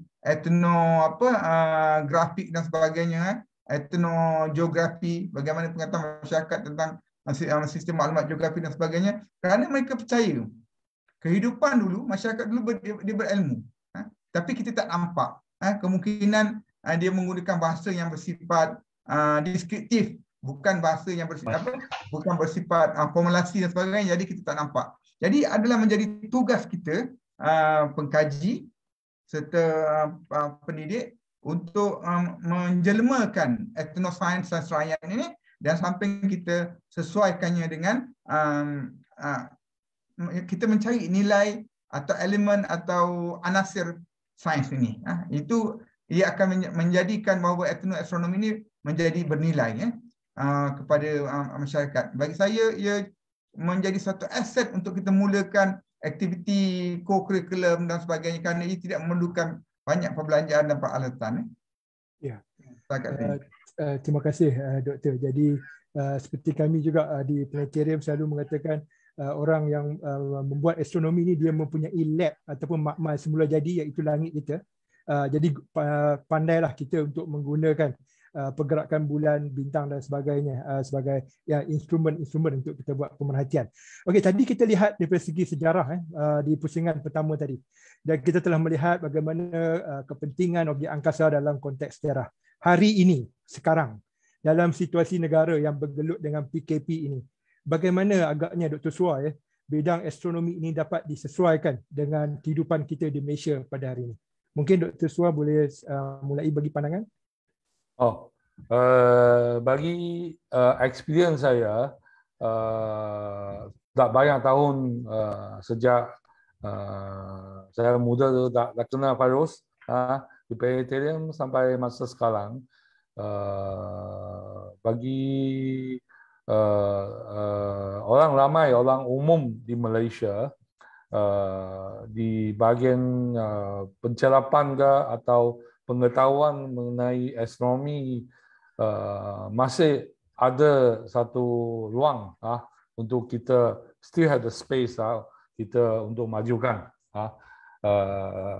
Lagipun di bahagian pendidikan juga, saya bercadangkan yang kurikulum nasional bertambah lebih lagi knowledge atau pengetahuan berkenaan dengan pengetahuan cakrawala, yang seperti tadi Prof Bahar ada satu cadangan berkenaan astronomi. Ini saya setuju. Ini ada satu asas sains yang kita belajar astronomi, kita melangkumi, actually sains astronomi melangkumi seluruh sains. Dalam dapat pengetahuan biologi, dapat fizik dan dapat chemistry juga, dan dapat lagi pun sejarah juga. Macam saya sudah lewat tahun 5 tahun sekarang, saya banyak buat analisa berkenaan dengan arkeologi astronomi, dari huruf simbolik yang ada di banyak tempat, actually most di mainland China lah. Di banyak tempat ada simbolik matahari, simbolik bintang yang menunjukkan dari zaman dulu sampai sekarang, yang boleh buktikan sains asas ini sebab yang banyak pengetahuan atau knowledge kita belajar di sekolah atau cikgu yang mengajar sains tu macam buat eksperimen di lab, kita masih buat untuk menunjukkan nak cari bukti orang lama, orang macam Galileo, Newton, macam Newton's law, Kepler's law, sampai sekarang masih guna. Macam dulu saya dekat UK, saya ada buat satu program kecil untuk buat cerapan bulan Jupiter, posisi dia. Kita guna data dia, masukkan Kepler's law, saya boleh ukur mass matahari. Ini sangat unik. So yang saya boleh huraikan actually alam semesta sangat besar. Tapi macam Encik Bala tadi ada bilang, yang kita pengetahuan yang kita tahu berkenaan alam semesta sangat kecil. Tapi manusia juga sangat kredibel lah, sangat mengagumkan. Manusia cuba sedaya upaya pergi untuk menerokai bidang ini. Di Malaysia juga buat masa sekarang kita sudah boleh nampak ramai orang awam dia orang mula memberi perhatian berkenaan dengan ilmu astronomi. Saya harapkan di Planetarium boleh adakan banyak lagi forums. Saya percaya kita banyak profesor, ramai profesor di universiti tempatan mampu memberikan pengetahuan ini. Macam malam ini kita etnoastronomi, kalau dibagi 5 jam pun tak boleh habis. Betul. Ya, cerita kita nak bagi, tapi because of time limit lah. So saya ingat ada potensial lah, ada ruang lagi kita untuk berkembang, membuat sesuatu di bidang ini. Ya, okay. Thank you. Terima kasih Dr. Suam. Mungkin Dr. Bahar dan Encik Bala ada nak tambah apa-apa tentang soalan ini? Okey, saya sangat tertarik Encik Fairuz. Sebenarnya Malaysia ini di antara dalam dunia ini adalah yang terpilih lah. Tak kira siapa Tuhannya.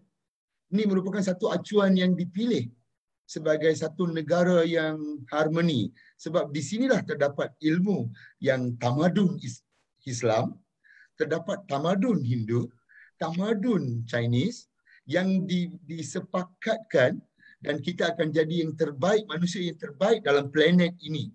Kalau dijadikan sebagai dirungkaikan, disatukan ilmu ini, kita akan jadi manusia yang terbaik. Sebagai contohnya pada soalan tentang COVID, Encik Fairuz, sebenarnya dalam budaya masyarakat India ni dia sebut punch. Punch means 5. Panca Bhuta, iaitu angin, tanah, udara, langit dan air. So lima elemen ini sangat berkait rapat sebab dengan body kita ni. Sebab itu yang dalam permulaan tadi pun saya sebut, astronomi di kalangan masyarakat Hindu ini dia lebih tumpukan kepada jasad ini, badan ini. Dia bukan di luar. Ilmu ini dijadikan sebagai jasad ini sempurna. Apabila setiap jasad ini sempurna, maka environment kita akan sempurna, alam kita akan sempurna. So dalam hal ini, dalam pandemik COVID ini, dia kalau kita lihat kepada yang Panca Bhuta tu, 5 elemen itu, maka kita tahu bahawa dia punya ancaman itu daripada udara. Ancaman itu daripada ini. Yang menggagalkan sistem pernafasan kita tu sebenarnya udara. So bagaimana kita boleh menguatkan udara kita, pernafasan kita. Satu cara saja, melalui mengamalkan pernafasan yang sempurna, kita dapat mengatasi. Walaupun memang infection akan kena. Tapi daripada sampai dia mudarat kesihatan kita tu, kalau kita mengenali daripada awal, kita boleh dengan beberapa exercise yang sempurna kepada pernafasan udara kita, memantapkan paru-paru kita ni, kita dapat selamatkan daripada itu. Yang kedua misalnya, begitu juga dengan ini minta maaf, ini kalau benda ni kalau kita pergi kepada koil baru kita akan jumpa, iaitu Nawakaraga. Nawa means 9 planet daripada matahari di tengah-tengah. So setiap planet-planet ini akan diletakkan di situ. Dan setiap individu manusia ini berbeza-beza zodiak dia. Tetapi ada orang yang zodiaknya Suria, ada orang yang zodiaknya akan dikawal oleh planet ini. So dia punya perkiraan itu. Dan dalam mengikut ini, kalau kita dapat mengamalkan apa yang diseru oleh agama sekalipun, maka individu ini dapat menyelamatkan diri dengan pengamalan yang baik.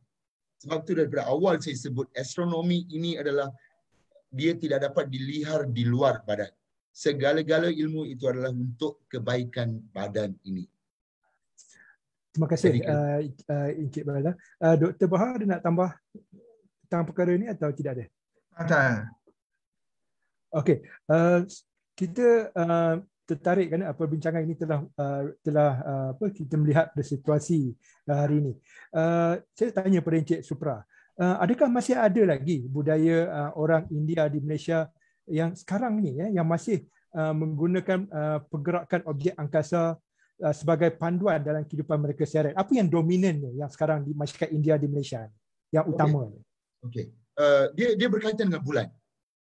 Hidup masyarakat India ni dia lebih tumpu kepada objek bulan. Kalau dalam sebulan ini dia ada Paurnami, bulan penuh. Dia ni. So 15 hari ke sini. 15 hari bulan mengembang.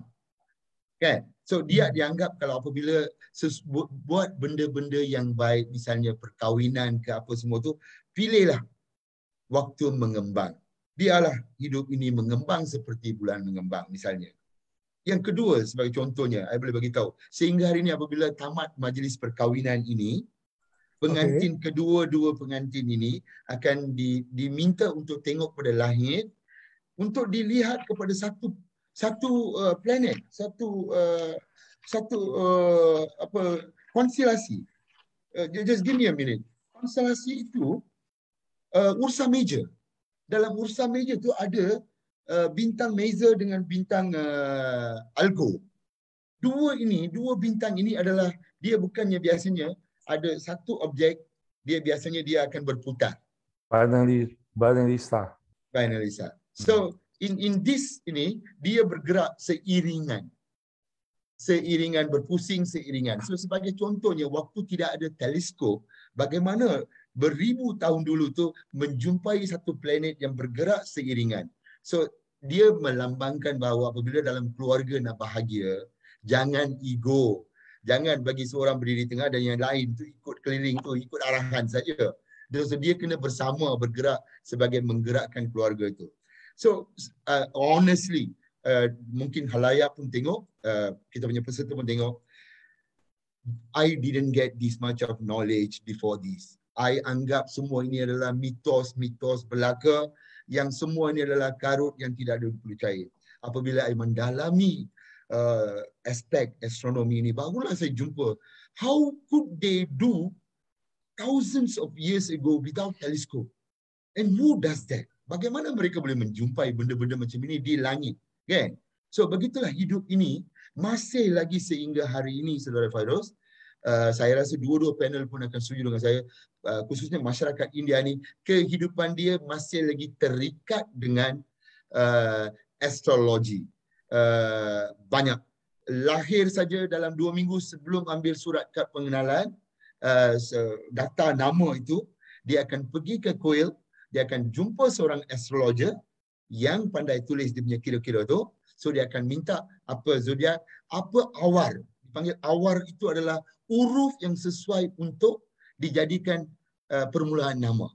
Misalnya nama Bala Subramaniam. daripada tarikh lahir saya, masa saya lahir, semua tu dikira, dan apakah huruf yang sesuai pun boleh digunakan. Mungkin bapa saya tahu bahawa dulu B, so Balasubramaniam lah wujudnya. So begitulah sehingga hari ini tidak dapat dipisahkan masyarakat dengan pegangan itu dalam cakrawala ini. Belief system ni masih lagi kuat. Terima kasih Encik Bala. So sekarang kita telah tamat pusingan yang kedua. Pusingan yang ketiga ni adalah pusingan yang dipanggil bonus rounds lah. Maksudnya soalan ini boleh dijawab oleh mana-mana ahli panel. Tadi kita berbincang macam mana orang di bumi melihat angkasa lepas, dan daripada pemerhatian tersebut maka terciptalah satu pantang larang, satu nasihat, satu panduan dan sebagainya. Dalam masa 50 tahun akan datang, mungkin lebih awal, manusia akan mula mendarat dan membina satu kehidupan baru di planet Marikh. Akan membina satu koloni yang mana mungkin mereka akan melihat bumi pula pada waktu itu. Bagaimana agaknya etnoastronomi ini akan berevolusi kelak apabila tamadun baru, kehidupan baru terbina di planet Marikh. Itu saya buka kepada tiga-tiga ahli panel untuk membincangkan perkara ini. Silakan. Okey, saya jawab dulu. Silakan Doktor. Okay. Etnoastronomi lahir daripada pemahaman masyarakat. Jadi kalau kata kita dah membina koloni baru di Marikh, sudah pasti pengalaman di sana tu lain. Tentang situasi. Jadi di sana pada peringkat awal dia akan ulang semula. Dia akan semula proses tu.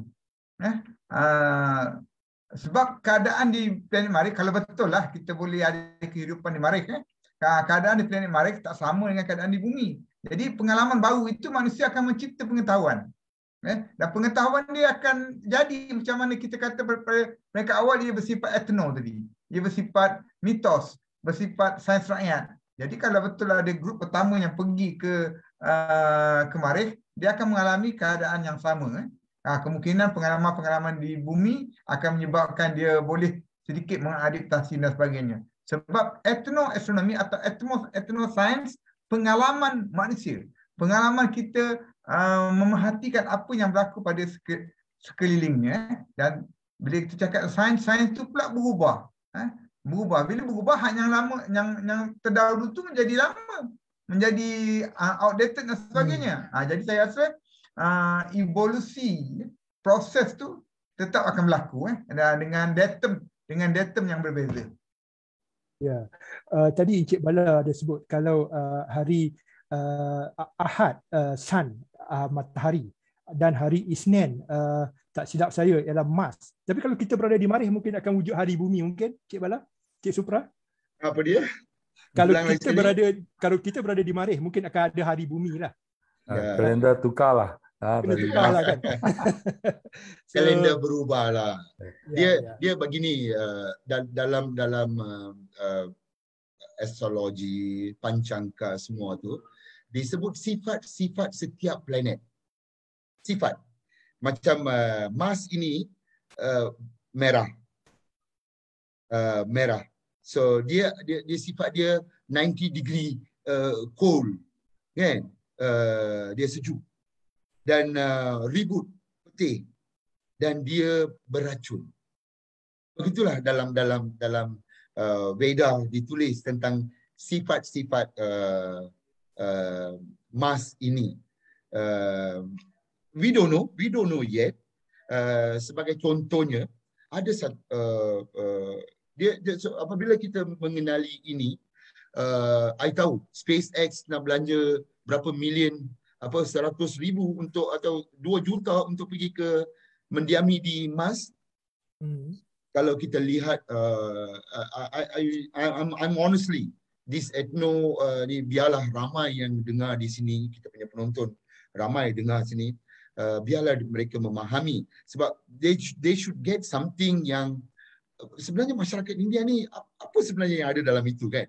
So I'm taking this opportunity to tell them. I don't want to hide them anything. So I'm not talking about religion, but I'm talking about the Veda, the scripture yang ditulis itu. Kalki Yuga yang kita berada dunia ini, kita dah suku pertama dah habis. Kita tinggal lagi 3 suku. untuk menghabiskan almost like 432 million years. Dan sifat-sifat manusia ini adalah dia akan jadi robot. Tidak ada humanism dalam dia. Tidak ada kemanusiaan. So, akan berlaku peperangan, akan merebak penyakit yang macam-macam. Dan manusia sendiri akan memusnahkan planet ini. Dan itulah sifat-sifat Kali Yuga yang kita sedang melalui. Sebagai contohnya dia kata akan berlakulah sesuatu yang luar dugaan, perkara-perkara yang mengaibkan, yang dulu kita anggap sebagai suatu benda yang kurang baik, akan diamalkan secara open. So inilah nilai-nilai yang akan ada dalam Kali Yuga. So contohnya apabila kita pergi ke Marikh, definitely kita akan mulakan satu peradaban baru di sana, akan wujud satu astronomi baru di situ. Tetapi my question, this is the only earth yang kita ada. Okay? Rather than we explore the other side of the earth, kan? The planet ini, selamatkanlah dunia ini. Marilah sama-sama kita selamatkan setiap setitik air sekalipun, kita jangan kotorkan dia. Udara jangan kotorkan dia, kan? Tanah jangan jadikan dia sebagai ini. So these are the element-element kalau kita mempelajari daripada astronomy ini, maka kita akan pelihara dunia ini. Yeah. Of course, Marikh is the next mission. Nobody can stop that. Terima kasih Encik Bala, satu peringatan lah untuk kita menghargai bumi kita, satu-satunya tempat tinggal yang unik, yang sesuai untuk kehidupan. Jadi kita telah tamat untuk pusingan soal jawab. Jadi sekarang kita nak dengar pula pandangan dari netizen. Mungkin kalau saya boleh lihat sekarang ni ada satu soalan daripada Facebook, Lily Go. Soalan ini terbuka kepada semua ahli panel. Adakah simbol bintang dan matahari yang terdapat di bendera Malaysia yang sedikit sebanyak berdasarkan pengetahuan astronomi? Kat bendera Malaysia ada bulan, bintang. Adakah ia ada berkaitan dengan astronomi? Itu soalannya. Silakan ahli panel. Ada siapa yang nak mula dulu? Okey, saya cuba jawab. Silakan Doktor.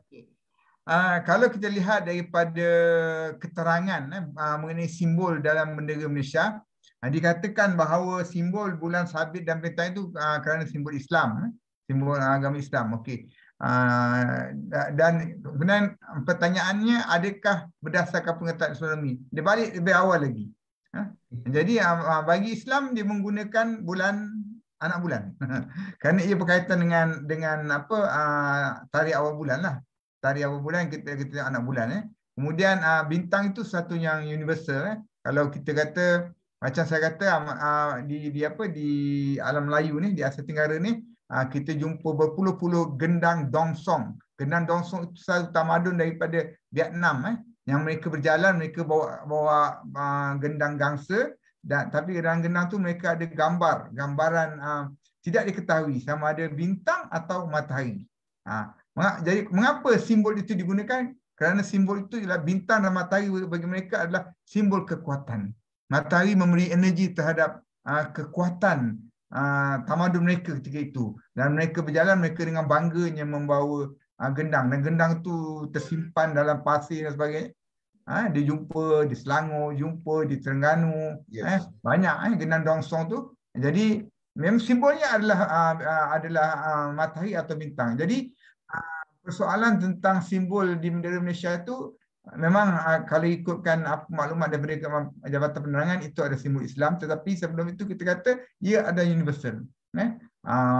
Bulan sabit itu kerana hubungannya dengan kalender Islam dan sebagainya, manakala bintang atau matahari itu hampir kebanyakan tamadun dia punya pemahaman sendiri. Terima kasih Doktor. Jadi memang betul banyak bendera negara-negara lain juga menggunakan simbol bulan dan bintang. Dr. Suar dan Encik Supra ada nak tambah? Memang saya dari sudut astronomi, memang ini ada dua objek closest to Earth, yang jalannya terdekat kepada kita.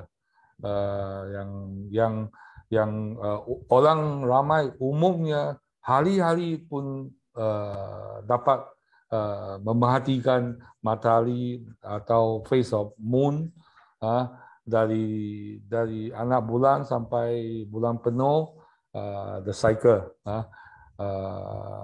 That's why macam Prof Bahar cakap, ini ada satu simbolik umum, simbolik general diambil pakai oleh banyak negara.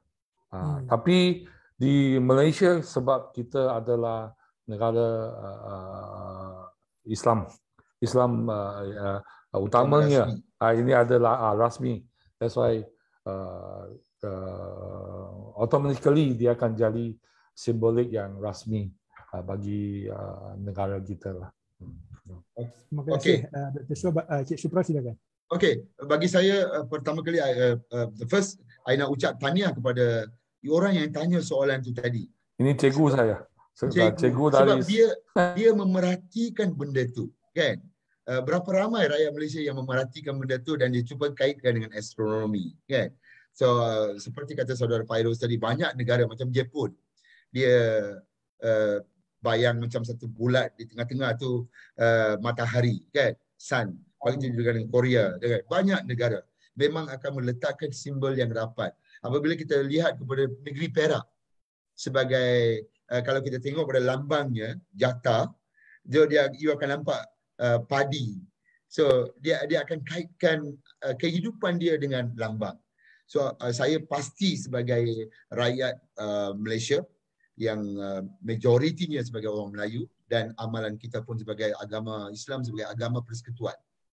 So saya yakin waktu mereka mencipta bendera Malaysia tu pun dia dah memikirkan bahawa dia perlu ada some ciri-ciri yang perlu mewakili tentang agama dalam ini. Dan kebetulannya ciri-ciri adalah ciri-ciri yang kita percaya, iaitu astronomi. Definitely there will be some. Terima kasih Cik Supra.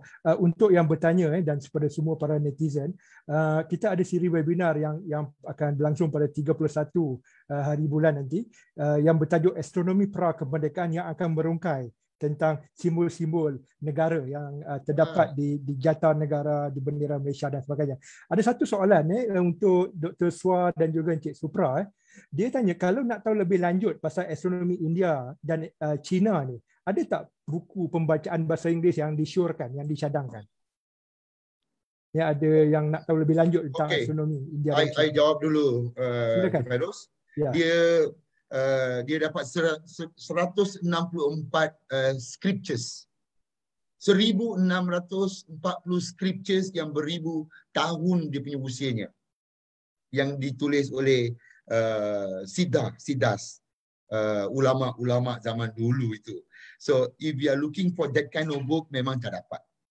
So cadangan kepada saudara tadi yang tanya soalan tadi itulah, go back, a lot of knowledge dalam Google sekarang ini. Kadang-kadang ni dalam Google pun bukan ilmu yang tepat. Dia satu macam saya yakin bahawa Profesor Madya di universiti ini mengajar selama 4 tahun kepada pelajar first degree, second masters another 2 years, and for PhD another 4 years. Selama-lama macam itu satu bidang pendidikan. Begitu juga dengan Dr. Swa pun. Saya rasa di universiti ada sistem pengajaran kala itu.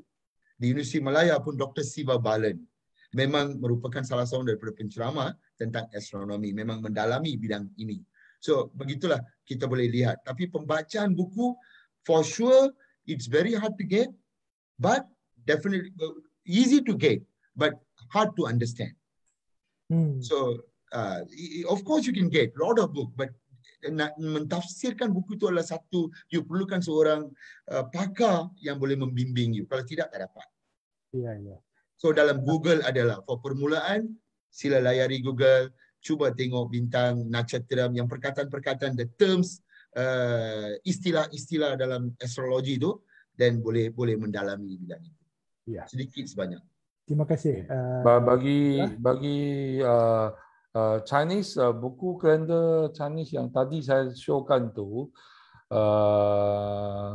memang ulunglah sebab buku ini dia sangat detail yang boleh dapat di market yang di translated kepada bahasa English ada, tapi detail dia cuma tak sedalam seperti buku bahasa Cina ni.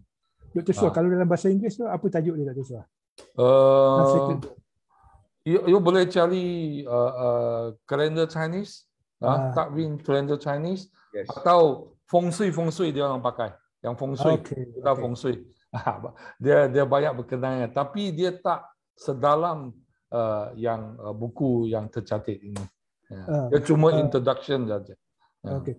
Untuk yang bertanya tadi tu, Abu Al-Faruq, kalau berminat nak tahu tentang sejarah ketamadunan masyarakat India ataupun China, boleh sertai webinar kami pada 16 September nanti, yang mana kami akan buat ulasan buku The History of Astronomy in Southeast Asia, yang mana kita ada speaker daripada Indonesia, daripada Thailand dan juga daripada Filipina yang akan menerangkan perkembangan dan budaya astronomi dalam konteks masing-masing, yang mana saya rasa kesemua negara ini mendapat pengaruh utama daripada negara China dan juga daripada tamadun India. Jadi boleh join webinar kami pada 16 September yang di situ memang akan mengulas sebuah buku yang bertajuk The History of Southeast Asia Astronomy.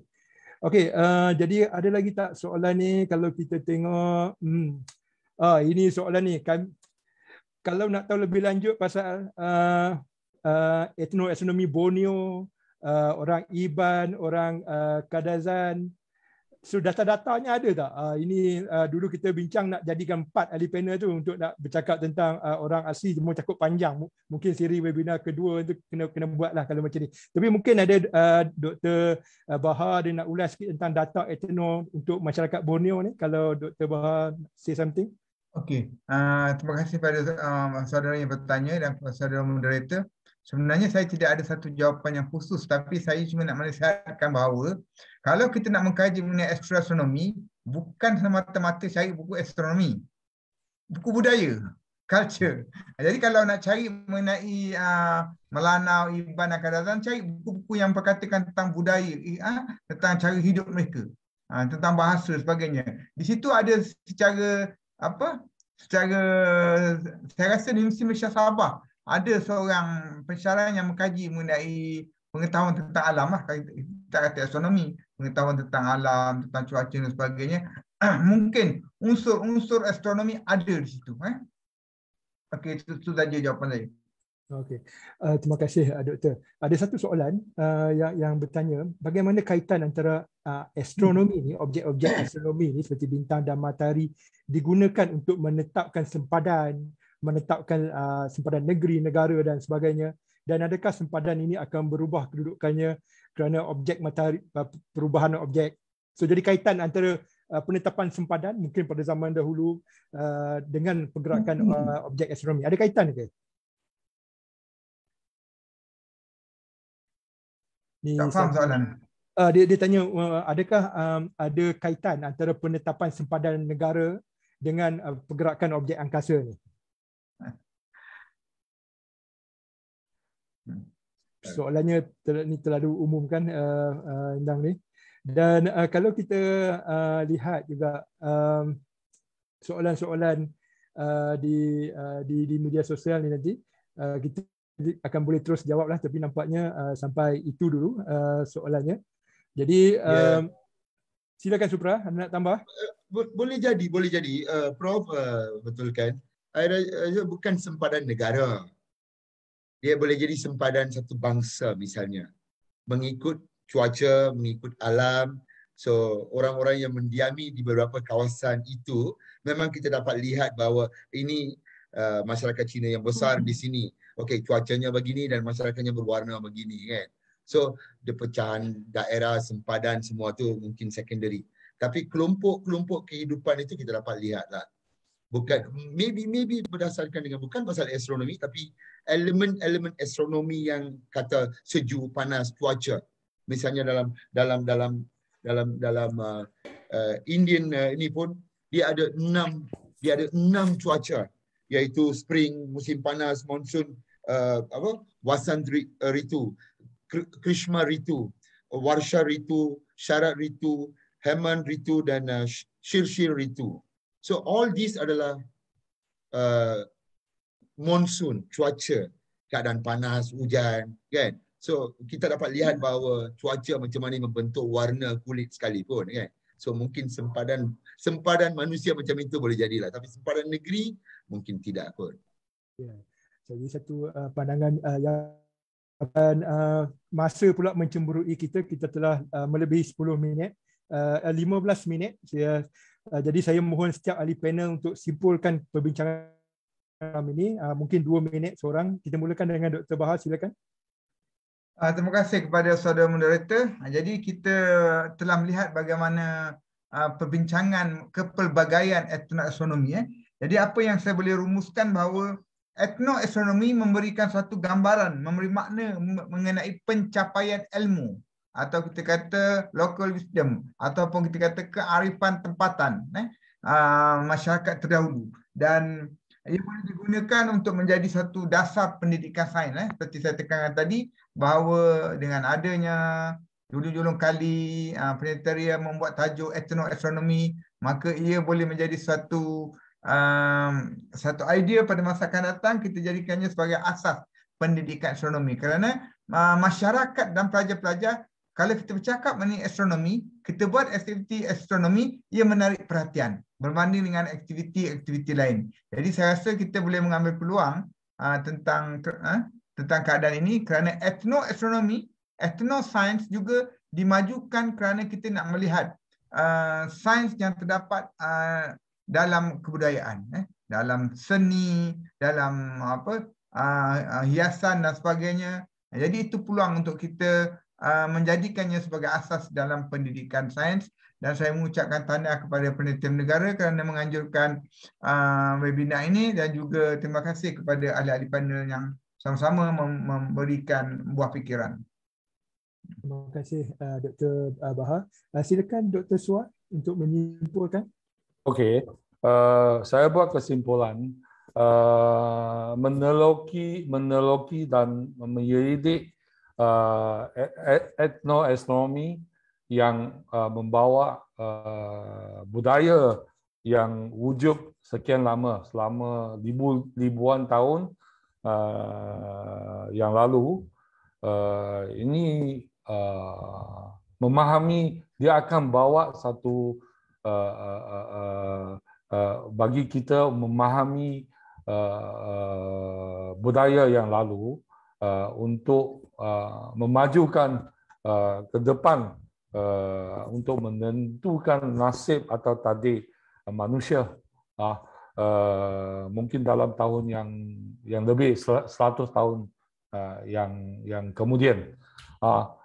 Saya nak ulang, alam semesta sangat besar, tapi kita manusia juga knowledge sejak kita nenek moyang sampai sekarang agak mengagumkan, mencuba saya upaya untuk memahami alam semesta ini. Kita masih ada masa yang jalan yang jauh lagi untuk meneloki alam semesta yang berkaitan dengan kebudayaan atau adat bersam dan bagi keadaan masa depan bangsa Malaysia. Dari huraian kesimpulan akhir, kita bersama-samalah di atas, di bawah langit yang sama. Tak kira apa bangsa kaum, we share the same sky, we do the same thing for our nation. Ini yang saya nak sampaikan. Terima kasih Dr. Shua, satu mesej yang cukup mendalam. Seterusnya Encik Supra, silakan. Okey, tak kenal maka tak cinta. Very simple. Apabila kita mengenali antara bersama Dan hari ini etnoastronomi telah memberi peluang kepada mungkin seribu orang yang bersama dengan kita dalam sesi hari ini. Kan? I tak tahu how many of them are following us. 1,000 orang ini akan mendapat satu message bahawa kita mempunyai persamaan yang banyak dan kita kongsi langit yang sama dan inilah dunia kita. So, apabila kita kenal, kita akan bercinta.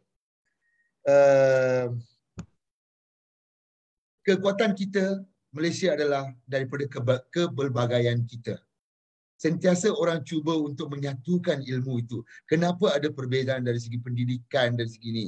Sebenarnya kekuatan Malaysia adalah apabila dalam pelbagai itu kita mencari kekuatan. Kita terbaik berbanding dengan orang lain. Dan kita boleh, dan hari ini kita dapat mengikis sedikit tanggapan stereotype.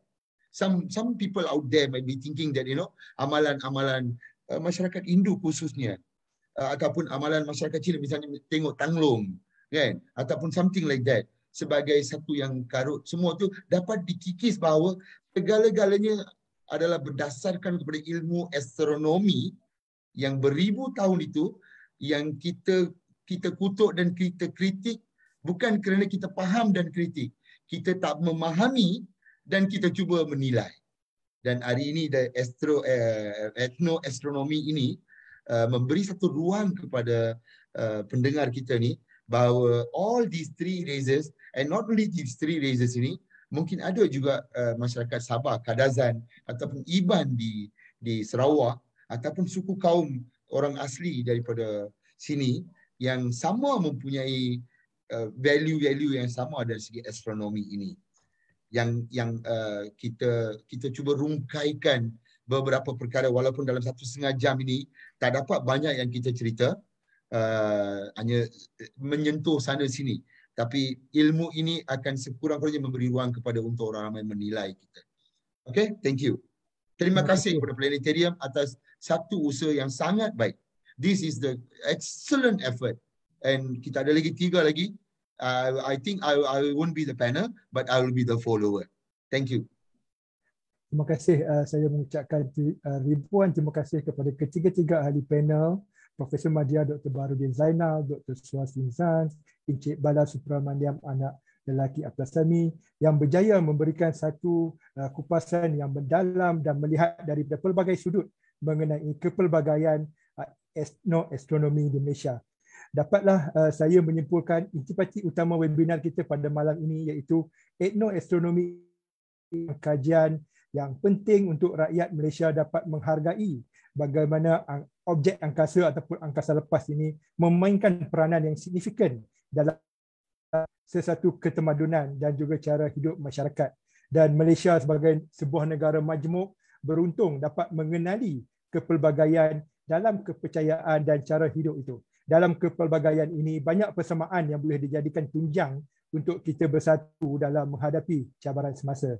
Dan sebagai warga bumi, kita telah mulai bersedia untuk menjadi warga angkasa lepas dan ianya telah menjadi satu resolusi di peringkat dunia untuk membina satu koloni atau penempatan tarikh umpamanya. Ini merupakan cita-cita yang akan dicapai dalam masa tempoh yang mungkin kurang dari 50 tahun. Jadi sudahkah warga dunia secara umumnya bersedia untuk membina budaya hidup baru di planet Marikh yang mempunyai bukan 1 bulan tetapi 2 bulan, Phobos dan Deimos. Bagaimana nak membina sistem kalender berdasarkan 2 bulan? Bagaimana hendak menentukan puasa umpamanya? Mungkin bumi akan menjadi satu planet yang diperhati dengan sayu kalau kita tidak menjaga bumi, kesan perubahan iklim dan sebagainya. Dan kita akan berjumpa di webinar yang akan datang untuk membincangkan perkara tersebut. Dan sebelum mengakhiri webinar ini, izinkan saya berkongsi siri webinar Planetarium Negara sepanjang bulan kemerdekaan ini. Mungkin Syazwani nak share slide tentang siri webinar kita yang akan datang?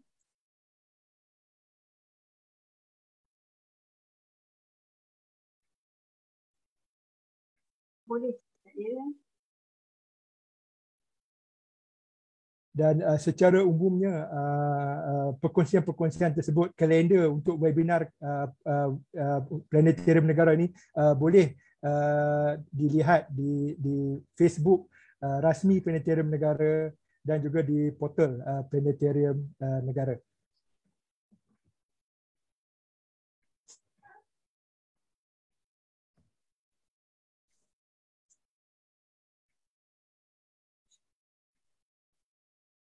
Boleh siapa ni?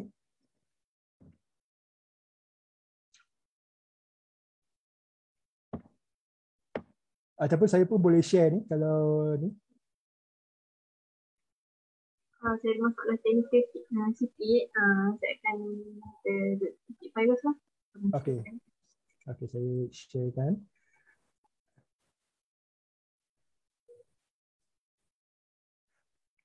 Jadi boleh nampak di slide ni pada hari sambutan kemerdekaan kita pada 31 Ogos ni, beberapa hari saja lagi, kita akan mengadakan satu webinar yang bertajuk Astronomi Pra-Kemerdekaan.